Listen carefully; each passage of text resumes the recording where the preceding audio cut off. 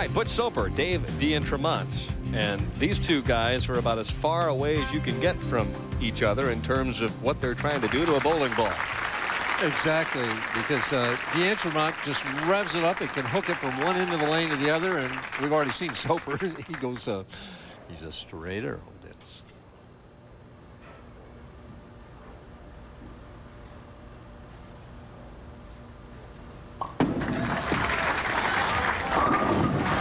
Big, powerful hooking shot on lane 59 results in a strike.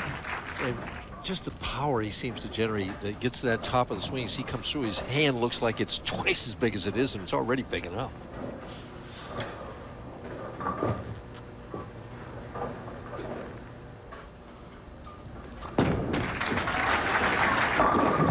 Soper comes back and proves that you can throw it straight and strike as well. And I had a chance to ask Butch about strategy. How would he approach tonight's championship round in the Touring Players Championship?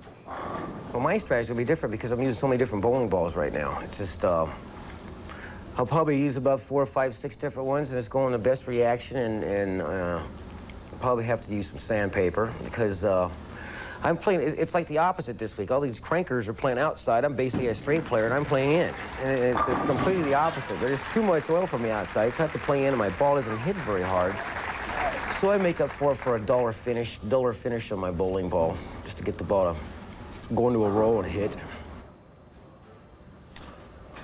Well, that one seemed to hit all right then. It hit half pocket, just snapped it right out of there. Strategy has worked thus far. Yeah. Well, he means by all the balls that he was going to drill in practice. He used those in practice. He's still using the same ball in competition. D'Entremont with another beautiful strike on lane 60. D'Entremont, 5-step player, holds the ball a little higher than Ozio did. Stands very straight at the standing position now. Steps out. Now he pushes it in classic position. Watch as he gets to the peak right there. As that foot goes down, look at how high that ball is at that point. Now he drives through perfectly on balance here with the knee, shoulders, and the follow through coming up perfect right there. Wow. Power personified. He will strap it a little bit, playing way inside. Looks like he has a pretty nice angle to the pocket, a nice reaction, and David 3 for 3. He's just an impressive bowler to me. I like to watch a guy. Remember, Billy Whaley was a big man and smooth. And a lot of big men have been real smooth. But D'Entremont, I'd love to watch a guy like him bowl. Reminiscent of a guy like Steve Cook. Yeah, on the other side of the lane. 6 shots, 6 strikes. They're heating up, and the fans appreciate it here at Woodland Bowl. And don't forget, college football-wise, the weekend kickoff show. Chris and the boys will be busy this week. How about Penn State and Michigan, Michael? Ought to be an interesting match. It's is that in Michigan, then? Yes. All right. You know, but Joe Paterno's tough to beat. I kind of think Penn State's going to get him. Some incredible college football games this week, so you will not want to miss the weekend show. You got a little left. When his thumb goes way down is when he comes over the top even more. His swing kind of bounces out at the top anyway, so he has a tendency to have that thing creep high every now and then. So far, he really hasn't been penalized by any errant shots. Thought I heard him say something like that lane is starting to hook. Changes balls to shoot the 610, something lower surface friction. Has it, no problem.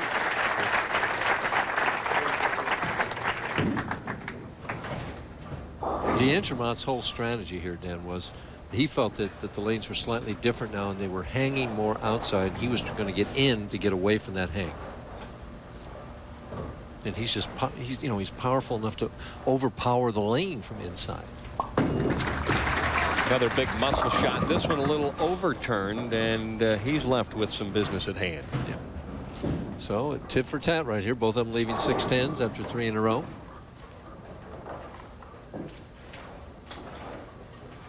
And again, he's going to change balls to shoot the spare. Would expect him to flatten it out considerably without the hook. And does. Trouble. Nope, he's got it. At the last moment. And I also had an opportunity to talk with Dave and asked him, what is he going to have to do here this evening to come up with the kind of performance in order to win another championship? I think the key is to keep my concentration together, to stay focused. Sometimes when I'm struggling a little bit, my mind tends to wander a little bit. When I get in the groove, I don't think about anything. I just get up and throw the ball, and hopefully I'll be able to do that again tonight. Pretty honest player there, Denny. I mean, to admit that he needs to stay focused and aggressive, and that's what he was talking to me in practice. I got to be aggressive and that type of thing, that I have this tendency to let my mind wander. Butch Soper opting for a re-rack on lane 60. Jess Stayrook, a fine left-hander, is our number 2 seed. Walter Ray Williams Jr., the current player of the year, slotted number 1 this week.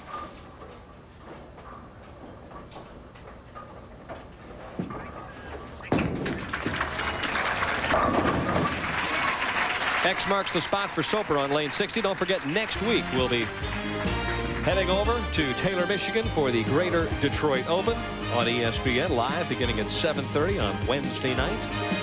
Defending champion Norm Duke back in action. Foot still a little bit sore, I believe, this week, but he did finish in the top 24.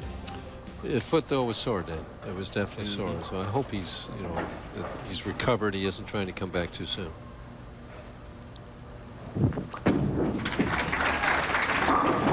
First really hard 10 that Butch has left, and you would think that he'd be leaving a lot of those going as straight as he is. It's interesting you mentioned the 10 pin, and talking to Dave Ozio and to a couple of other guys, a lot of corner pins left here this week. That's why they felt that the scores weren't considerably higher. It was easy to get to the pocket, but the pin carry was a little tough. Watching him bowl last night, Dan, there were a lot of corner pins left, especially by Ozio. I watched him leave a lot of them. Excellent match brewing here in game number 2 between Soper and D'Entremont. When we come back, the conclusion of our second game of the Touring Players Championship. When anything needs lubricating, you can use new non-flammable liquid wrench with Teflon, or you can use WD-40 and dress accordingly. New liquid wrench with Teflon, the only non-flammable aerosol lubricant. Hey, nice threads.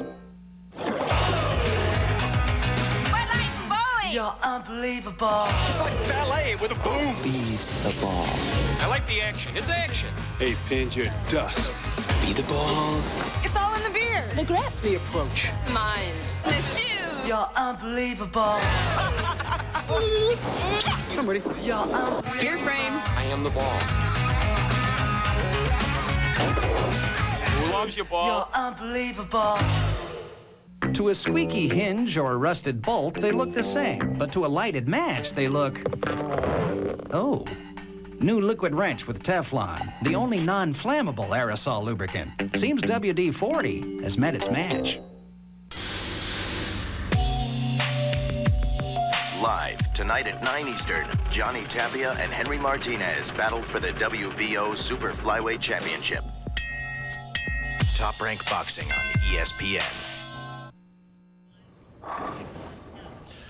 In this particular bowling center, they're using 3 different surfaces on the lane. For the first 30 feet, it's a polymer synthetic covering over the lane right here. For the next 15 feet, it's a low friction surface finish here. And then the last 15 feet, it's a high surface friction.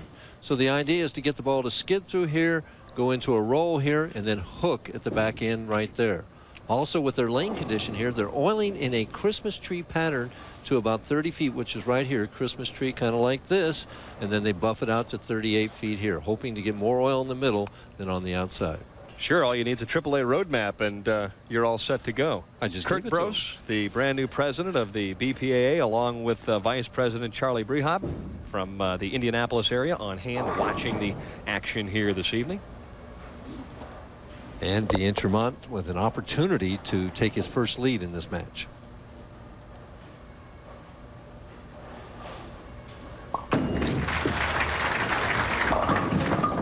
And really an errant shot. He just lifted straight up on that. The ball went dead left right away. Never gave that the room he did on the left lane. Watch him right here. He's in deep, and he just kind of pulls up. See him jump on it right there? And just didn't get as far right as he was before. Second consecutive shot that's gone high on lane 60. Ooh, trouble with the spare, but got it. That's the lane he's going to finish on too, Dan. He picked a finish over there. You would think that that'd be his favorite of the 2 lanes. Match dead even after 6 frames. Dead even in every which way. I mean, frame for frame. Strikes count. I think 59 holds a little better.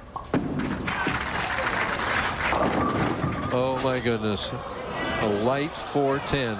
Is it going to fall? No, it is not. Boy, oh boy, what a bad break. He gave that one the room that we were talking about. Watch it come in light here. Everything goes around and over the 4-pin. The 10 gets hit, but not enough to knock it over. Hit again. 3 times. It's supposed to be the charm. Flat bottom pin there, I'll tell you what. And D'Entremont is open for Mr. Soper.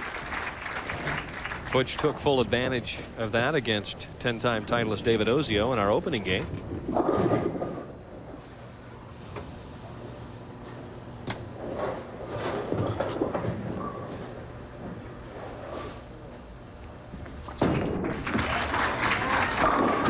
Does it again. See, I always like to watch the pro players when they have an opportunity to jump and gain a lead or to come back. If you look at D'Entremont, did not strike when he had a chance to take the lead, and then ends up with an open. Now Butch right there. That's what match game's all about, Dan. That's a psychological thing. Right now, Soper's got the upper hand in how this match has gone. He's taken advantage, while D'Entremont didn't.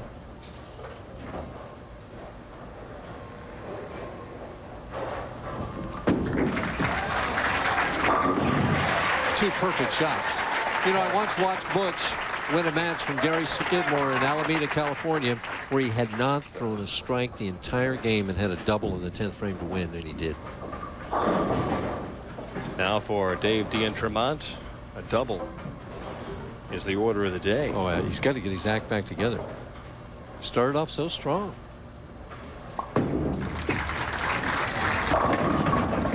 Good shot, but leaves the 10.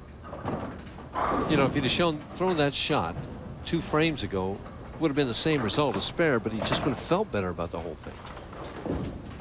Can almost see that David's a bit perplexed.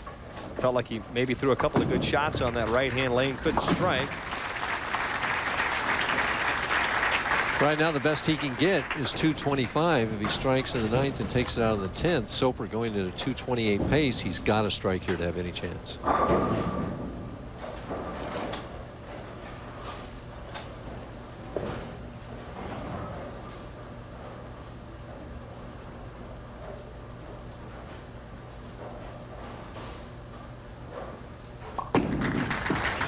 Got a handful on that shot. Handy of a shot on lane 59. Still alive.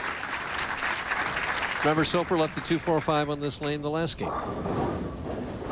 I'd be very surprised if this ball ended up anywhere but in the pocket. You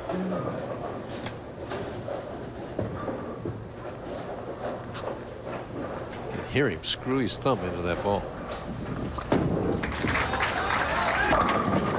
Oh, the solid 9-pin.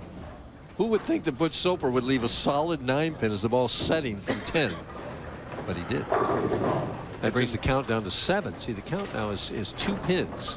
Soper's still in the driver's seat. He needs to make this 9 spare strike and he wins, but you don't know. Very bad break there for Butch Soper. You're right. How in the world does a guy throwing it that straight leave a solid 9? That's what he's asking. It's not supposed to happen. No, it's not supposed to happen. But today's power balls and not so power pins, that can happen.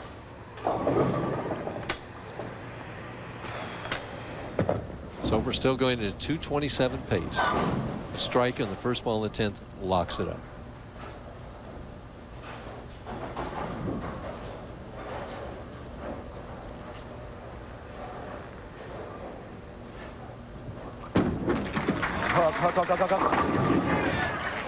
Well, he's yelling hook, hook, hook, hook, hook, hook, and he moved one of those hooks anyway.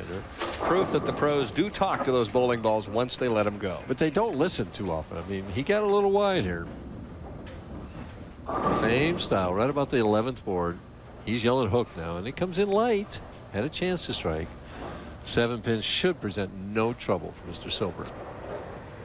20-mile-an-hour fastball by Butch Soper on that last shot. You knew one thing for sure, it wasn't going to be high. Right now he's in the position, though, that he needs to strike to win. Last time he was in this position, he needed a strike to lock up a tie. This time he needs a strike to lock up a win. 3-6-10 last time.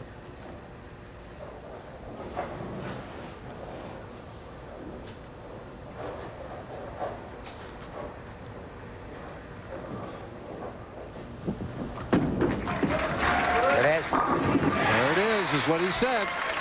That'll do it. Second time around, Butch Soper takes full advantage. D'Entremont cashes fourth this week. And Butch Soper extends his run to a championship into at least a third consecutive match. And he'll face a talented left-hander in Jeff Soper.